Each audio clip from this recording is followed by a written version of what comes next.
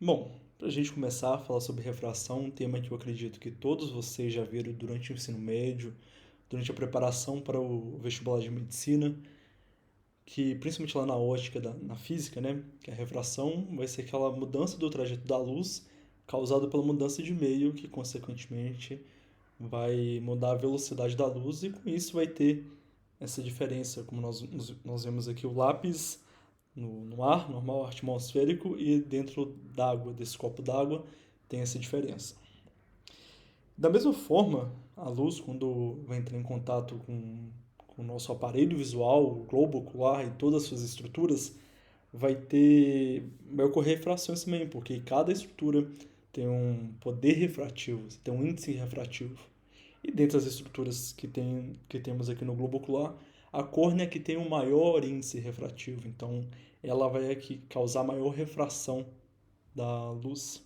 E toda a estrutura nós iremos explicar agora e o que a refração, o direcionamento da luz pode causar tanto quando o globo mudar de tamanho, suas estruturas mudarem também, e nós iremos a seguir.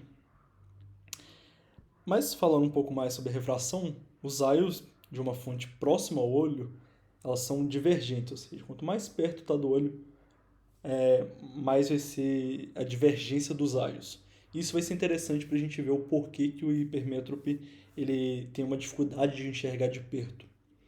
E quando os raios são distantes, eles se tornam paralelos ao olho do observador. Como a pupila ela tem uma abertura bem pequena, convencionou que os raios paralelos eles vão ser admitidos quando vindos de mais de 6 metros de distância. Isso aqui é só uma convenção, só para a gente ter uma ideia assim, da refração no globo ocular. A questão da dioptria. A gente vai falar um pouco mais sobre dioptria, sobre essa unidade, então é interessante a gente saber um pouquinho como ela é feita. Como eu disse, ela é uma unidade de medida do poder refrativo de lentes e de prismas. E o cálculo dela é feito com o inverso do comprimento focal, 1 sobre f, e a distância se dá em metros entre a lente e o foco quando a luz se encontra distante, ou seja, paralela. Esse cálculo é feito tomando-se como os raios luminosos paralelos. E aqui nós temos alguns exemplos do cálculo da dioptria. Nesse exemplo, nós temos que enfim, uma lente positiva, aqui uma lente convexa, que focaliza o objeto a 1 metro de distância, ela vai ter o poder de uma dioptria, ou seja, 1 sobre 1. Essa distância aqui é uma distância de 1 metro. Mas vamos considerar agora que essa distância seja de 10 centímetros, essa lente vai ter um poder de mais 10 dioptrias, ou seja, uma lente positiva, uma lente convexa. Então ela tem esse poder de mais 10 dioptrias. Bom, falando agora, para a gente ter uma ideia se tem alguma coisa errada, tem uma coisa certa. Para a gente falar que uma coisa errada, tem que ter alguma coisa certa. Neste caso, a coisa certa, né, o padrão assim que consideramos como certo, esse olho é métrope, que é um olho normal, e a visão ela vai ser formada aqui na fóvea, onde está a seta, sem a necessidade de recorrer ao mecanismo de acomodação. Aquele mecanismo que o olho utiliza para focalizar os objetos em diferentes distâncias. E esse processo acomodativo ele é comandado pelo músculo ciliar, que está ligado ao cristalino pela zona. Lá na anatomia, no primeiro ano, vocês devem lembrar, né? A gente utilizava aqui na UFSPA, nós utilizamos também o olho. Tem um olho humano, e dá pra gente ver a zônula. E isso irá modificar a curvatura do cristalino. Isso vai fazer com que ocorra o processo acomodativo, para tentar focar objetos em diferentes distâncias. E, como nós veremos agora, as principais alterações de refração. Vamos começar agora pela hipermetropia, mas também veremos a miopia, veremos o astigmatismo e a presbiopia.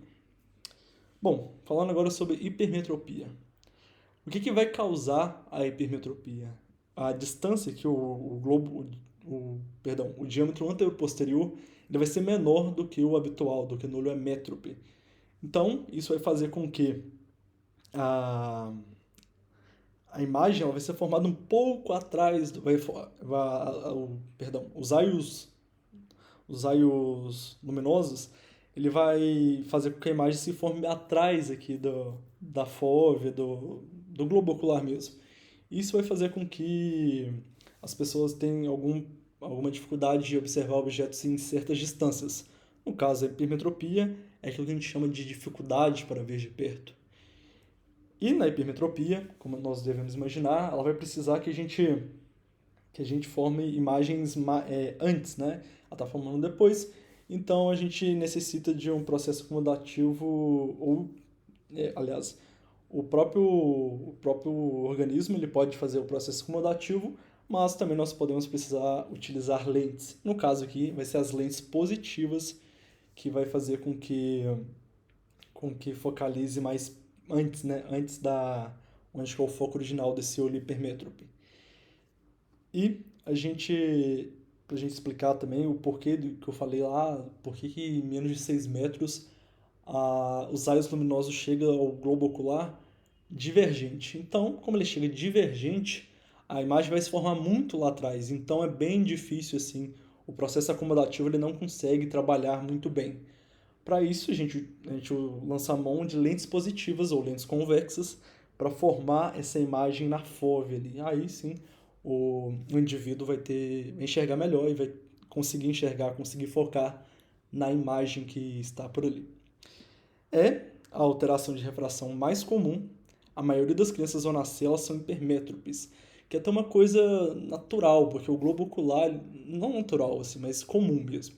Porque o globo ocular ele vai crescendo até a idade adulta. Então talvez assim, se todas as pessoas nascesse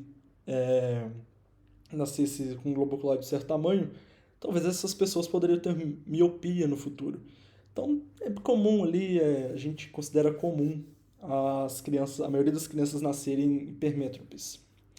E aqui no sul do Brasil teve um estudo que mostrou que 20% das crianças de idade escolar tem hipermetropia moderada, que é maior ou igual a 2 dioptria.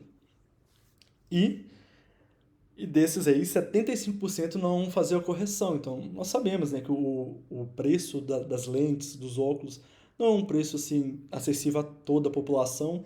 E talvez as pessoas não tenham tanto acesso ao profissional de saúde para diagnosticar, ver o erro de refração ali e conseguir corrigi-lo se necessário no caso, né? Bom, de maneira geral, as hipermetropias só serão corrigidas, aliás, corrige hipermetropias acima de 1,5 a 2 dioptrias.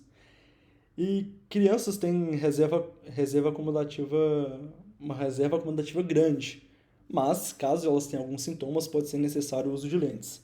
Dentre esses sintomas pode ter a cefaleia, a estenopia, que é aquela fadiga ocular, pode ter desatenção, pode ter dificuldades cognitivas e disfunções acomodativas também. Então, nesses casos, podem ser utilizados essas lentes para corrigir os efeitos, que no caso, a hipermetropia, novamente falando, são as lentes positivas ou lentes convexas. No caso de estrabismos ou de disfunções binoculares, é indicada a correção imediata da hipermetropia. Já nos adultos, a correção ela só vai ser feita se tiver sintomas ou se for acentuada também. Não é necessário corrigir todas as hipermetropias que dá para se adaptar. Então, isso vai ser discutido caso a caso. Provavelmente, caso você não seja oftalmologista, você como profissional de saúde, médico, vai encaminhar para um profissional oftalmologista que vai fazer a prescrição adequada, se necessário, no caso, né? Bom, falando agora sobre miopia, que, enfim, não é a mais comum, mas eu tenho uma impressão pessoal que é a alteração de refração que as pessoas mais comentam, mais falam, e é bem conhecido, assim, do grande público. E a miopia, ao contrário da hipermetropia, ela vai ser o aumento do diâmetro anteroposterior do globo ocular. Com isso, os raios de luz eles vão ser formados antes da fóvea. E por isso, ao contrário da hipermetropia, ele vai necessitar de lentes negativas. E isso, também por causa que a gente fala que a miopia é aquela dificuldade de ver de longe. Então, talvez lá a imagem é formada bem mais à frente. O processo acomodativo ele não consegue trabalhar muito bem para focar. Então a gente vai lançar a mão de lentes negativas para fazer com que o foco aumente, a distância focal ali aumente e chegue até a fóvea para dar um maior foco, uma maior clareza assim, nas imagens formadas, enxergadas pelo indivíduo. Como eu tinha falado antes, ela pode resultar da hipermetropia na infância. Talvez uma criança que tinha uma certa hipermetropia cresceu, aí o globo ocular cresceu um pouco a mais e causou uma miopia. E geralmente esse globo ocular ele vai estabilizar na vida adulta e nessa fase da vida aí que também, se a pessoa tiver miopia, provavelmente não vai variar muito o grau da miopia dela. Mas é na vida adulta que tem essa estabilização. Bom, pode ocorrer a miopia tanto patológica ou progressiva, que é menos comum, que pode chegar a 20 dioptrias ou mais, ou seja, bem considerável. E esse tipo de miopia ele pode apresentar, além do alongamento do globo ocular, também o afinamento da esclera e o surgimento de alterações degenerativas tanto na coróide como na retina. Então é bem importante os pacientes que têm miopia patológica ou progressiva que procurem um médico oftalmologista e que para passar o tratamento mais adequado e o tratamento quanto antes possível para que não ocorram danos maiores. Novamente, falando da miopia, como tinha dito, é uma dificuldade de ver de longe. E essa dificuldade, cada vez mais o aumento do grau, vai ficando mais difícil. Nas crianças de até 5 anos, a correção ela vai ser feita com óculos com hipocorreção. Já nos jovens com baixo grau, a correção completa ela já vai ser indicada. E nos jovens acima de 6 dioptrias, a tendência é a hipocorreção, ou seja, que ela vai ser melhor tolerada, ter uma menor correção ali, um menor grau do que ela realmente tenha, para que se tolere melhor assim, a utilização tanto da lente de contatos quanto do óculos. E as lentes de contatos, nesse caso, ela pode oferecer um benefício maior, no caso dos jovens acima de 6 dioptrias. Bom, falando do astigmatismo, que as pessoas talvez falam, é uma mistura de miopia com hipermetropia.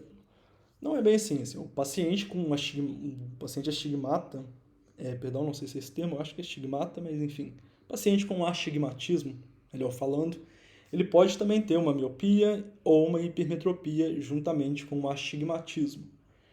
É uma visão, ela vai ser embaçada tanto para longe quanto para perto, e isso vai ocorrer por causa da diferença refracional nos meridianos oculares, que vai ter mais de um ponto focal. Então aqui nós vemos que tem, por exemplo, aqui 2 pontos focais que tá assinalados pela seta. Então isso vai fazer com que o olho ele tem mais de um ponto focal e vai fazer com que essa visão fique embaçada em alguns trajetos, tanto de longe quanto para perto. O astigmatismo ele pode ser provocado tanto por cicatrizes como por ceratocones. E ela pode ocorrer juntamente com a miopia e com a hipermetropia, como eu havia dito antes. E a correção ela vai ser feita com lentes cilíndricas, na presença de sintomas, quase os mesmos sintomas que citei anteriormente, ou uma baixa acuidade visual. E quando isso acontece juntamente com a miopia ou com a hipermetropia, a utilização de lentes esferocilíndricas é de praxe, assim, é utilizado. E nos casos que tenham maior quantidade de óptica, as lentes de contatos também pode trazer benefício superior, assim como no caso lá da miopia dos jovens com acima de 6 dioptrias. A presbiopia, o que a gente chama mais de vista cansada, é uma doença mais comum assim a partir dos 40 anos. E ela vai ser causada por alterações degenerativas lá do músculo ciliar e do cristalino, ou seja, o músculo ciliar, aquele principal responsável pelo processo de acomodação. Então, isso vai causar a presbiopia, que é comumente chamado de vista cansada. Os míopes, os míopes leves, eles referem que conseguem ler melhor em seus óculos de longe. Eles conseguem ler melhor sem os seus óculos de longe. Então, vocês vão ver algumas pessoas que têm miopia, com o avançar da idade, a partir dos 40 anos principalmente, quando for ler alguma coisa de perto assim, ele vai retirar o óculos e falar, eu leio melhor sem os meus óculos, que são, é óculos de longe e tal. Então é bem comum assim na presbiopia. E a correção ela vai ser feita com lentes esféricas positivas que variam de 1 a 3 dioptrias, conforme o estrato etário, ou seja, conforme a idade ali, né? E também temos a anisometropia, que imagina, por isso que sempre é avaliado os dois olhos, né? Porque pode ter diferença de refração entre os dois olhos. Então, quando a diferença for maior de 3 dioptria entre os dois olhos, nós temos a anisometropia. E a gente sempre vai buscar corrigir a anisometropia para evitar a ambbliopia. A ambbliopia é perda funcional por não estar estimulando. Mas, tem o olho ali, não está sendo bem estimulado, ele está com uma diferença tão grande em comparação com o outro, que pode causar ambbliopia. Então, a gente tem que considerar também isso nos pacientes com anisometropia. Mas, lá quando vocês forem no ambulatório de oftalmologia, uma consulta oftalmológica, vocês irão perceber que, geralmente, o primeiro exame utilizado é o exame de acuidade visual. Os pacientes que utilizam óculos, eles vão fazer com ou sem óculos. E nos pacientes que não utilizam, enfim, só vai fazer sem o óculos. E o mais comum é este daqui, que é a tabela de Snellen, que é o mais comum utilizado. Também temos essa daqui, que é de Logmar, também é utilizada, mas a mais comum, de fato, é essa daqui. E tem essas daqui que nem todos conhecem, que são a Yag Chart, assim, Yag Chart. É uma tabela que é utilizada a partir dos 40 anos para fazer a medida da acuidade visual. Diferente dessas outras duas, ela vai ser avaliada de perto. Então, assim, também é utilizada, mas isso mais os pacientes com o avançar da idade para fazer, enfim, fazer a medida da acuidade visual utilizando essa tabela de Agar. Também, durante a consulta, vai ter a verificação ceratométrica, que é a verificação ceratométrica que vai ser do estado acomodativo e binocular, que vai ser avaliada na consulta. E ela é bem importante para a gente ver ali a medida do raio de curvatura da superfície, aquela superfície anterior da córnea. Também vamos ter, durante a consulta, a estimativa do valor dióptrico, que ela pode ser tanto subjetiva como objetiva. A subjetiva é aquela que é sem paralisar a acomodação, feito nos adultos, sem a utilização de colírio e tal. Então ela é chamada de subjetiva. Já a objetiva, ela vai ser com o uso de colírios, que vai fazer a paralisação ali da atividade do músculo ciliar. E a difícil a palavra, né? Esquiascopia, ela vai ser exata se tiver a cicloplegia, que é a paralisação da atividade do músculo ciliar ali. A mais comum que nós vemos é essa daqui da direita, que provavelmente todos nós aqui, eu acredito que já deva ter ido a alguma consulta com oftalmologistas. Nós conhecemos bem esse daqui, aquela parte lá de perguntar o que você vê melhor, este ou este? E a maioria dos pacientes acham que são os mesmos, mas é interessante a gente fazer essa parte da consulta também. E tem esse aqui que é menos utilizado e eu particularmente nunca vi, só vi em livros, mas esse é o mais comumente usado. Não, mentira, eu acho que eu já vi isso aqui sim. Também temos agora esses equipamentos novos que tem a estimativa do valor dióptrico automático. Geralmente é um dos primeiros equipamentos que o oftalmologista vai utilizar para ter uma maior precisão. Esses equipamentos têm uma certa precisão bem boa, mas também ele tem que ser feito em cicloplegia, então, para ter uma exatidão, né? Então também vai ser utilizado o colírio tanto no equipamento automático como naquele manual. Então, no automático, tem aqui a manopla que, enfim, vai ajustar ali todo o foco e a própria máquina vai estabelecer ali o valor dióptrico que tem nos seus olhos. E com esse valor, o médico vai pegar e vai voltar para este daqui para adaptar e ver se é necessário a utilização da correção, tanto como dos óculos ou também com lentes de contato. Mas a gente pegou várias informações, só informação sozinha, solta, valor dióptrico. Alguns sim, né? Mas nem todos eles podem ser analisados fora do contexto. Então, a gente vai perguntar ao paciente, a gente vai ver se compromete algumas das atividades, vai ver se o paciente tem uma acuidade visual baixa, assimétrica, ou presença de ambbliopia. Vamos perguntar os sintomas presentes, astenopia, dificuldade de usar de longe, de perto ou de ambas, cefaleia, entre outras. Também nós iremos perguntar a respeito da consequência funcional, se está presente alguma consequência funcional. Estrabismo manifesto, latente, disfunções acomodativas, perdas cognitivas ou algum déficit de atenção relacionado às patologias de refração. Finalizando, a gente take your home, assim, levar a mensagem para casa. O estudo objetivo é fundamental nas crianças, ou seja, a utilização do colírio para ter uma melhor exatidão da dioptria nas crianças. As lentes esféricas positivas serão utilizadas nos pacientes com hipermetropia, as negativas serão utilizadas nos pacientes míopes e também temos as lentes cilíndricas que serão utilizadas nos pacientes com astigmatismo. Também elas podem ser utilizadas na forma tanto de óculos como de lentes de contato, mas esse é um caso para perguntar, você como paciente, perguntar diretamente para o seu médico oftalmologista que dará as indicações. Na presença de ambliopia, dependendo da faixa etária, por exemplo, nas crianças principalmente, deve-se adotar medidas de estimulação visual, porque ainda há chance de recuperar a função do olho que está em déficit. E aqui está a referência no livro do professor Manuel, disponível gratuito. Tá esse conteúdo, até com um pouco mais de profundidade. E as imagens utilizadas foram aí no banco de imagens.